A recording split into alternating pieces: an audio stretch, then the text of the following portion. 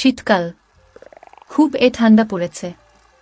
দুটো কম্বল গায়ে দেওয়ার পরও যেন আরও ঠান্ডা লাগছে। অনেক কষ্টে ঘুম চলে আসলো। সকালে উঠেই বারান্দায় রোদে চেয়ার নিয়ে বসলাম। কাজের মেয়ে কল্পনা চা দিয়ে গেল। আমি খুব কষ্টে বসা থেকে উঠে বাথরুমে গেলাম। ফ্রেশ হয়ে এসে আবার বারান্দায় বসে ব্রেকফাস্ট করছি। শীতের সকাল, রোদের মাঝে বসার মজাই আলাদা শীতকালে। আমি চা খেয়ে প্যাকেট থেকে সিগারেট বের করে আগুন ধরিয়ে টানতে লাগলাম। কল্পনা খুবই ব্যস্ত সবাইকে ব্রেকফাস্ট করানোর জন্য। ওর মনে হয় ঠান্ডা লাগে না। কেবলমাত্র ম্যাক্সি পরেই দৌড়াদৌড়ি করছে। কল্পনা হচ্ছে আমাদের বাড়ির কাজের মেয়ে, দীর্ঘদিন ধরে এখানে আছে। কখনো মনেই হয় না সে আমাদের বাড়ির কাজের মেয়ে, কারণ ওকে আমরা আমাদের ফ্যামিলির মেম্বারের মতো করে দেখি। ওরা খুবই গরিব। তার বাবা মা মারা যাওয়ার পর থেকেই আমাদের সাথে আছে। প্রথম যখন সে আসে তখন তার বয়স ছিল 14-15 বছর। এখন সে 18-19 বছরের যুবতী। সারা শরীরে জোয়ার বইছে। কল্পনার ডাবের সাইজ 3-6 হবে। আর পিছন দেখলে যে কেউই বাথরুমে গিয়ে হাত মারবে, যেমনটা আমি মেরেছিলাম। যত দিন যাচ্ছে কল্পনার গঠন আরও বেড়েই চলেছে। কল্পনা এমন মেয়ে যাকে দেখলে যে কোনো পুরুষের লাঠি খাড়া হয়ে যাবে। এমন একটা গরম মেয়ে লাখে একটা পাওয়া যায়। শরীরের গঠনও চমৎকার। গায়ের রং ফর্সা, মুখ গোলগাল, উচ্চতা 5 ফুট 4 ইঞ্চ হবে। এক কথায় তাকে দেখে কেউ কাজের মেয়ে ভাববে না। আমার বাবা মায়ের একটাই চিন্তা, তাকে একটা ভালো ঘরে বিয়ে দিয়ে দায়িত্ব পালন করবেন। কারণ তো বুঝতেই পারছেন, তার গরম ফিগার দেখলে কেউই সহ্য করতে পারে না। আমি বেশ কিছুদিন বাইরে ছিলাম, সেজন্য কল্পনার সাথে তেমন ভাব হয়নি। না হলে এতদিনে আমি আমার কাজ করেই ফেলতাম। আমি বাড়িতে আসলে 1 সপ্তাহ থেকে আবার চলে যেতাম। এইবার পুরো 1 মাসের জন্য এসেছি। তাই এবার কিছু একটা করেই ফিরব। আমি এইসব কথা ভাবছি আর কল্পনাকে দেখছি। এর মধ্যে কল্পনা আমার সামনে আসলো চায়ের কাপ নিতে। আমি কল্পনাকে বললাম, কল্পনা আমার জন্য একটু সুপারি নিয়ে আয় তো। সে আমার জন্য সুপারি নিয়ে আসলো। আমি তাকে বললাম, কি রে, তোর কি ঠান্ডা লাগে না? সে হেসে হেসে বলল, না দাদাবাবু, আমার একটুও ঠান্ডা লাগে না। আমি বললাম, ও মা, বলো কি? তোমার ঠান্ডা লাগবে কেমনে? তুমি তো একটা জ্বলন্ত আগুনের গোলা। সারাক্ষণ গরম ভাব বেরোচ্ছে তোমার শরীর থেকে। কল্পনা মুচকি হেসে বলল, দাদাবাবু, আপনি কি যে বলেন? তারপর কল্পনা ঘরের ভেতরে চলে গেল। আমি আরও কিছুক্ষণ বসে থেকে উঠলাম। সকালের খাবার না খেয়েই বাইরে চলে গেলাম। ফিরতে ফিরতে রাত 1-1টা বেজে গেল। সবাই খেয়ে ঘুমিয়ে পড়েছে। আমি কাপড় চোপড় চেঞ্জ করে খাবার ঘরে ঢুকে দেখি সব খাবার ঠান্ডা হয়ে গেছে। মাকে ঢাকলাম খাবার গরম করে দেওয়ার জন্য। মা কল্পনাকে ঢেকে তুললেন। তারপর কল্পনা খাবার গরম করে আমাকে ডাক দিল। আমি রান্নাঘরে ঢুকে খেতে লাগলাম। কল্পনা আমার পেছনে একটা চেয়ারে বসল। আমি বললাম, তুমি খাবার খেয়েছ? কল্পনা বলল, হ্যাঁ, আমরা অনেক আগেই একসাথে খেয়ে নিয়েছি। আমি বললাম, আমার সামনে এসে বসো। কল্পনা লজ্জিত ভাব নিয়ে আমার সামনে একটা চেয়ারে বসল। বললাম, নাও, একটু খেয়ে নাও। কল্পনা খেতে চাইল না। তারপর বললাম, দেখো, যদি না খাও তাহলে আমি খুব রাগ করব। তারপর কল্পনা খাওয়ার ইচ্ছা না থাকা সত্ত্বেও আমার সাথে খেতে বসল। খেতে খেতে কল্পনা বলল, আপনি এবার কয়দিন থাকবেন? আমি বললাম, কেন? না মানে, আপনি তো বেশি দিন থাকেন না, তাই বলছিলাম। আমি বললাম, এই শীতের রাতে খাবার গরম করে দিতে বুঝি খুবই কষ্ট হয়, তাই বলছিস কয়দিন থাকবো? কল্পনা বলল, না না, এই কথা আমার মাথায় আসেনি। আর আপনার সাথে কথা বলে কেউ পারবে ও না। আমি বললাম, কেন? আমি আবার কি করলাম? সকালের ওই কোথায় রাগ করনি তো? কল্পনা বলল, না দাদাবাবু, রাগ করব কেন? আপনার কাছ থেকে ওইসব কথা শুনতে আমার ভালো লাগে। আমি বললাম, তার মানে? কল্পনা বলল, না মানে, আপনি তো মাসে একবার বাড়িতে আসেন, আর আপনার সাথে তেমন কথাও হয় না। শুনেছি আপনি নাকি খুব রসিক মানুষ। আপনার সাথে সবাই থাকতে চায়, কিন্তু আপনি সবাইকে দৌড়ের উপরে রাখেন। আমি বললাম, আমি মানুষই ওইরকম। তারপর খাবার খেয়ে আমি রুমে চলে গেলাম আর কল্পনাকে বললাম, আমি সুপারি খাবো। প্রায় 1-5 মিনিট পর কল্পনা সুপারি নিয়ে আসলো আমার রুমে। আমি বললাম, একটু বস না আমার পাশে। কল্পনা বলল, না, আমি ঘুমাতে যাব। আর এত রাতে আপনার ঘরে আমাকে দেখলে কেউ অন্য কিছু ভাবতে পারে, তার চেয়ে আমি যাই। আমি কল্পনার হাত ধরে জোট করে আমার পাশে বসালাম আর বললাম একটু বস, তারপর চলে যাবে। তারপর টিভি অন করে দিলাম যাতে আমাদের কথা রুমের বাইরে না যায়। আমি অবশ্য অল টাইম বেশি সাউন্ড দিয়ে টিভি দেখি, তাই কার কিছু বলার ও নেই বা ঘুমেরও ক্ষতি হবে না। যাক, কল্পনা ততক্ষণে আমার হাত থেকে তার হাত সরিয়ে একটু দূরে গিয়ে বসল। আমি বললাম, এত ভয় পাও কেন আমাকে? কল্পনা বলল, ভয় লাগছে না, তবে কেমন জানি লাগছে।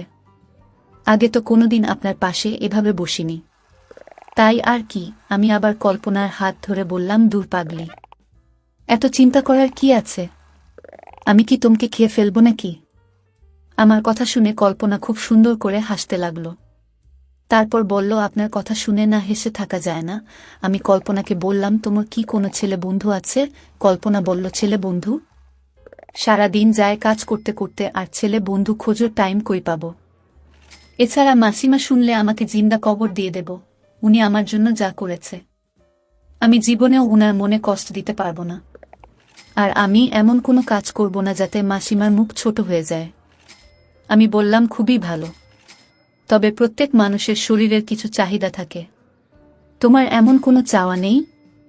কল্পনা হাসতে হাসতে বলল, চাহিদা? গরিবের আবার চাহিদার মর্যাদা কে দিবে? আমি কল্পনার হাত ধরে বললাম, আর একটু কাছে এসে বসো না, আমার খুব ঠান্ডা লাগছে, মাথায় ও ব্যথা করছে, পারলে আমার মাথাটা একটু টিপে দিয়ে যাও। কল্পনা আমার কাছে এসে বসল, হাত দিয়ে আমার মাথা টিপে দিতে লাগল। তার হাতের ছোঁয়ায় আমার সারা শরীরে কারেন্ট বয়ে গেল। কল্পনা আমার মাথা টিপছে আর আমি লক্ষ্য করলাম কে যেন আমার লুঙ্গির ভেতর থেকে মাথা তুলে দাঁড়াচ্ছে। আমি হঠাৎ কল্পনা হাত টেনে আমার বুকে লাগিয়ে বললাম, কল্পনা, আমি যদি তোমার কাছে কিছু চাই তাইলে কি তুমি দেবে? কল্পনা বলল, কি চাই আপনার? বলে মুচকি হাসল। আমি বললাম, বেশি কিছু না, আমি শুধু তোমার সাথে শুতে চাই, অবশ্য তোমার যদি কোনো আপত্তি না থাকে। এই কথা বলেই আমি কল্পনার একটা হাত ধরে চুমু খেলাম। চুমু খেয়ে কল্পনা লজ্জায় অন্যদিকে চেয়ে থাকল। আমি বললাম, কি হলো, এত লজ্জা পাচ্ছ কেন? আমার কথার কোনো উত্তর দিলে না যে? কল্পনা বলল, কি উত্তর দেব? আমার অনেক ভয় করছে, আমি চলে যাচ্ছি। আমি কল্পনার হাত ধরে টেনে আমার পাশে এনে জড়িয়ে ধরলাম। কল্পনা অনেক কষ্টে নিজেকে মুক্ত করে বলল, এখন চলে যাচ্ছি। কালকে মাসিমা আপনাদের দাদুর বাড়ি বেড়াতে যাবে এবং 2-3 দিন থাকবে। কাল ট্রাই করব আপনার পাশে ঘুমানোর। এই বলে কল্পনা চলে গেল। আমিও কল্পনার চিন্তা করতে করতে কখন যে ঘুমিয়ে গেছ বুঝতেই পারিনি। সকালে মা বললেন, আমরা সবাই তোমার দাদুর বাড়ি যাচ্ছি, তোমার মামা লন্ডন থেকে এসেছে, তাই দেখা করতে যাচ্ছি। 2-3 দিন থাকব। তুমি চিন্তা করো না, কল্পনা আছে, তোমার খাবার দেবে। আমি বললাম, ঠিক আছে মা। তারা চলে যাবার পর আমি ও ব্যাগ নিয়ে বের হয়ে গেলাম। কল্পনাকে বললাম, আমি বাজারে যাচ্ছি, দরজা বন্ধ করে দিও। কল্পনা বলল, ঠিক আছে দাদাবাবু। বাইরে গেলাম, কিন্তু মন পড়ে থাকলো বাড়িতে। বাইরে কিছু দরকারি কাজও ছিল, না হলে যেতাম না। যাই হোক, বাড়ি ফিরতে ফিরতে রাত 8টা বেজে গেল। কল্পনা টিভিতে সিরিয়াল দেখছে। আমাকে দেখে টিভি অফ করে বলল, আপনি কি এখন খেয়ে নেবেন? আমি বললাম, এখন রাত 8টা বাজে, আমি 1:00টার পরে খাবো। এই বলে আমি আমার রুমে গিয়ে কাপড় চেঞ্জ করে কল্পনাকে ডাক দিলাম। কল্পনা আমার রুমে এসে বলল, বলুন। আমি বললাম, আমার জন্য 1 কাপ চা নিয়ে আসতে পারবে? কিছুক্ষণ পর কল্পনা চা নিয়ে আসলো। আমি চা খেতে খেতে কল্পনাকে বললাম, টিভিতে কি দেখছো? সে বলল, তেমন কিছু না, ভালো প্রোগ্রাম নেই। আমি বললাম, ইংলিশ ছবি দেখবে নাকি? কল্পনা হেসে বলল, ঠিক মতো বাংলায় বুঝি না, আবার ইংলিশ? আমি বললাম, তুমি ইংলিশ বলতে কি বুঝছো জানি না, তবে আমি যে ইংলিশ ছবির কথা বলছি তা একবার দেখলে আরও বারবার দেখার ইচ্ছা জাগে। কল্পনা বলল, তাই নাকি? তাহলে তো দেখতেই হয়, কি ছবি? আমি আলমারি খুলে আমেরিকান ভিডিও সিডি বের করে ডিভিডি প্লেয়ার অন করলাম। টিভিতে একটা সুন্দর দৃশ্য ভেসে উঠল। একটা ছেলে আর একটা মেয়ে উদম হয়ে বসে আছে। মেয়েটা ছেলের লাঠি মুখে নিয়ে ললিপপের মতো চুষে খাচ্ছে। কল্পনা বলল, ছিট, এইসব ছবি মানুষ দেখে নাকি? আমি বললাম, আরে এত ঘৃণা করার কি আছে? আমি কল্পনাকে আমার বিছানায় নিয়ে আসলাম আর বললাম, একটু দেখো, তারপর তোমারও ভালো লাগবে। তারপর কল্পনা বসে দেখতে লাগলো। টিভি স্ক্রিনে মেয়ে তার লাঠি চোষা শেষ হলে ছেলেটা মেয়েকে বিছানায় শুইয়ে দিয়ে সুড়ঙ্গের মুখে লাঠি সেট করে জোরে একটা চাপ দিতেই সুড়ঙ্গের ভেতর লাঠি ঢুকে গেল আর মেয়েটা চিৎকার দিয়ে উঠল। এইসব দেখে কল্পনাও ভয় পেয়ে আমাকে জড়িয়ে ধরল। ওরে বাবা, এত বড় জিনিস মেয়েটা সহ্য করছে কি করে? তারপর আমি কল্পনাকে জড়িয়ে ধরে বিছানায় শুয়ে পড়লাম। কল্পনা বলল, এটা কি করছো? আমি বললাম, কেন? কাল রাতেই তো বলেছিলে আজ আমার সাথে ঘুমাবে তুমি। কল্পনা কিছু বলল না। বুঝলাম তার কোনো আপত্তি নাই। আমি কল্পনাকে ধরে তার মুখে ও ঠোঁটে চুমু দিতে লাগলাম। কল্পনা আমাকে বাধা দিচ্ছিল। বলল, আমাকে ছাড়ুন, আমার ভয় হয় যদি কিছু হয়ে যায়। আমি ও ছাড়বার পাত্র নয়। কল্পনাকে আরও জোরে বুকের সাথে চেপে রাখলাম। কিছুক্ষণ পর কল্পনা ও সহ্য করতে না পেরে বলল, আমাকে একটু ঠান্ডা করে দাও, আমার খুব গরম লাগছে। কল্পনা ম্যাক্সি পরেছিল, ভেতরে লাল রঙের ফিতা দেখা যাচ্ছে। আমি কল্পনার ম্যাক্সি খুলে ফেললাম। তারপর কল্পনা আমাকে বলল, ঘরের লাইটটা অফ করে দাও। আমার খুব লজ্জা লাগছে। আমি সাথে সাথে রুমের লাইট অফ করে ডিম লাইট জ্বালালাম। তারপর কল্পনার রসালো গোলাপের পাপড়ির মতো ঠোঁটে একটা কামড় দিয়ে বললাম, এইবার ঠিক আছে ডার্লিং। কল্পনা কিছু বলল না। আমি তার ফিতা খুলে নিলাম। কি যে ফর্সা নরম ডাবো! আমি আর মাথা ঠিক রাখতে পারলাম না। কল্পনার ডাবয়ের উপর ঝাঁপিয়ে পড়লাম। কল্পনার ডাবয়ে হাত দিতেই সে চমকে উঠল। ডাবয়ের বোটা শক্ত আর সারা ডাব ফোমের মতো নরম। আমি কল্পনার ডাবয়ের বোটায় আস্তে করে কামড় দিলাম। কল্পনা উহু করে আওয়াজ করল। তারপর ডাব চুষতে থাকলাম। ডাব চুষা শেষ হলে আমার এক হাত চলে গেল কল্পনার প্যান্টে। আমি আস্তে আস্তে কল্পনার প্যান্ট ধরে নিচে নামতে লাগলাম। কল্পনা আমার হাত ধরে বলল, দাদাবাবু, ওখানে কিছু করো না। আমার কিছু হলে আমি কারো কাছে মুখ দেখাতে পারবো না। আমি বললাম, দয়া করে আমাকে থামাবার চেষ্টা করো না। আমার মনের ইচ্ছা পূরণ না হওয়া পর্যন্ত আমি আজ কোনো কথা শুনব না। তারপর কল্পনা আমাকে আর বাধা দিল না। বুঝলাম সে ও উত্তেজনার ক্ষুধায় পাগল। তারপর আমি কল্পনার প্যান্ট খুলে তাকে পুরো উদম করে দিলাম। ডিম লাইটের আলোয় কল্পনার ফর্সা উদম দেহ দেখে মনে হচ্ছে যেন এক রাজকন্যা শুয়ে আছে আমার সামনে। কল্পনার সুড়ঙ্গ দেখে মনে হচ্ছে আজ শেভ করেছে। ডিম লাইটের আলোয় কামানো সুড়ঙ্গ ঝিলিক মারছে।